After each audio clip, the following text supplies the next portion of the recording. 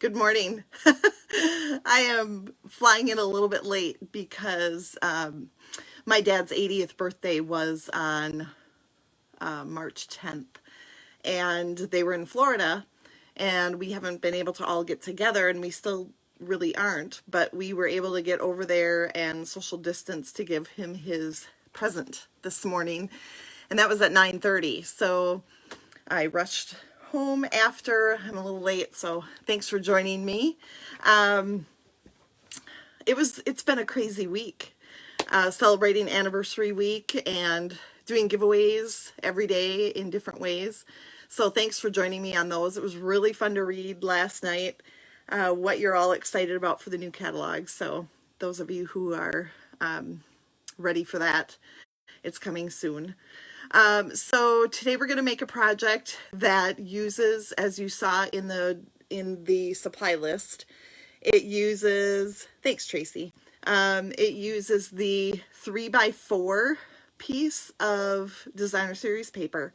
And then I told you to cut it into three 1-inch strips so that it could kind of connect together when we're putting the project together. So I hope you understood those instructions.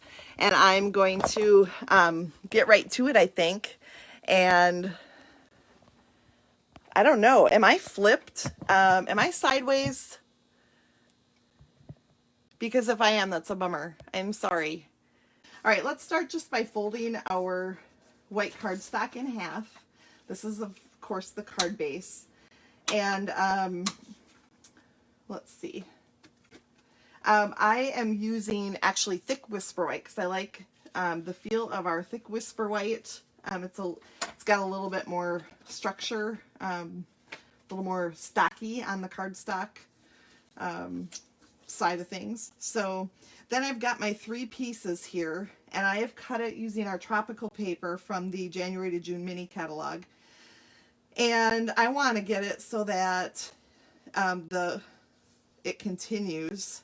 I want it to look like you're looking out a window at something. So I wanted it to be a continuous thing. So that's why I said cut your 3x4 designer series paper and then cut those into 1-inch strips. And then we're going to separate them on our piece of white here. So, and what I realized last week is that I should be posting the supplies in the video too. So I started doing that this week, and you maybe saw that, so that you can go back to it later and not have to go, now what were the sizes of those? Because sometimes I'm not telling you on camera.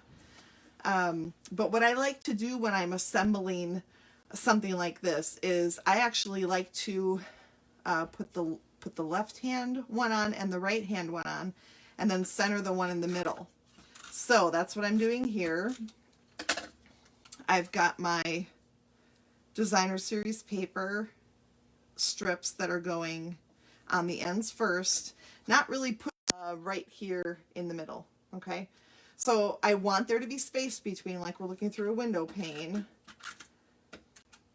and then but I want the visual to continue in each window pane, if you know what I mean, if that makes sense. So this one I thought was perfect for a guy, you know, old cars, whatever. So next I'm going to take my little piece of Whisper White cardstock, and I am going to take Pretty Peacock ink.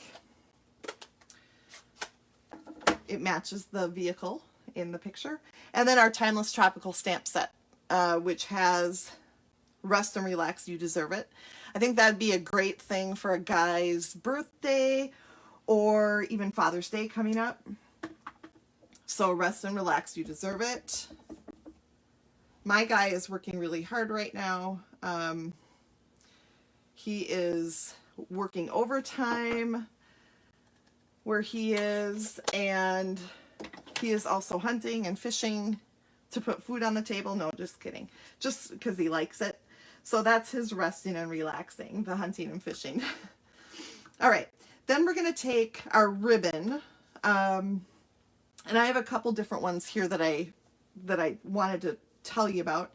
You could either use a ribbon on this one and put adhesive on the front or on the ribbon, and then put it on and wrap it around and tape it to the back. Or for this one, I really wanted to use some of our burlap trim that we've got right now. And I'm just going to separate the fibers a little bit because I like the look of that. And then I'll put my adhesive on about 2/3 of the way down from the top or 1/3 from the bottom. And I'm just going to leave the raw ends. So you can do it either way. You can put your ribbon on and wrap them around, or lay it like this and leave the edges raw. Okay, so you can probably see what we're going to do next. We're going to flip this over and add our dimensionals to the back. So what I like to do when I'm putting my dimensionals on is I like one in each corner and then one in the middle so it doesn't sag. So 5 of them.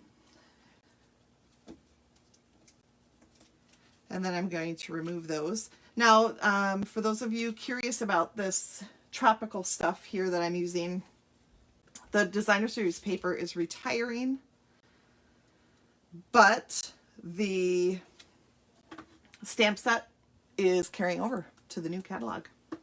So we're going to attach this now right into the middle of our card base.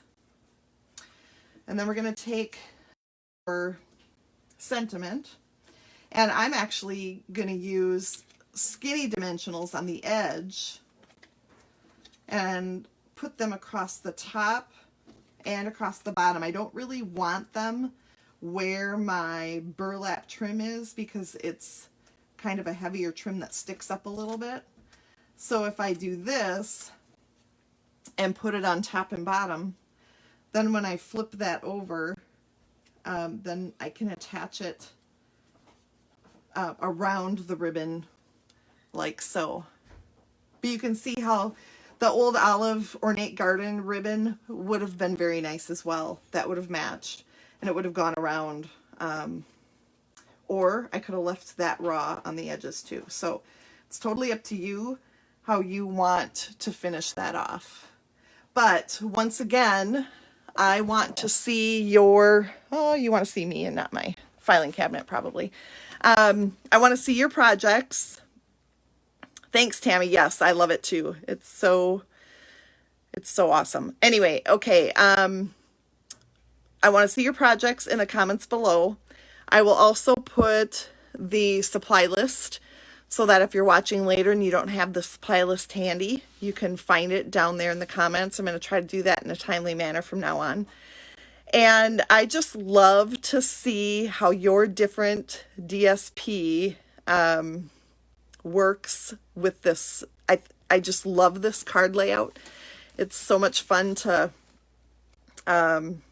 get that window pane look, and you can do that in different ways too, and maybe we'll try a different way on another Saturday. But for now, we're going to keep going. On my event page on my Facebook page, I don't have any more events listed for this, but rest assured I'll be putting them up there weekly. So next week we will do it again at 10 o'clock. Here in Minnesota, we are on a stay-at-home order until the 18th of May right now. So for sure until then, we'll be seeing each other, and I don't see any reason why we have to stop later unless I'm camping or unavailable to do it. So watch for 10 o'clock next week, but there might be time changes in the future. I know the following week I will be on at 10:30 instead of 10, so just kind of watch for different time changes in case there are things going on. So thanks for joining me today, and for those of you who want to try scrapbooking in mini album style, I will be doing one tomorrow at 1 o'clock. Hope to see you then. Bye!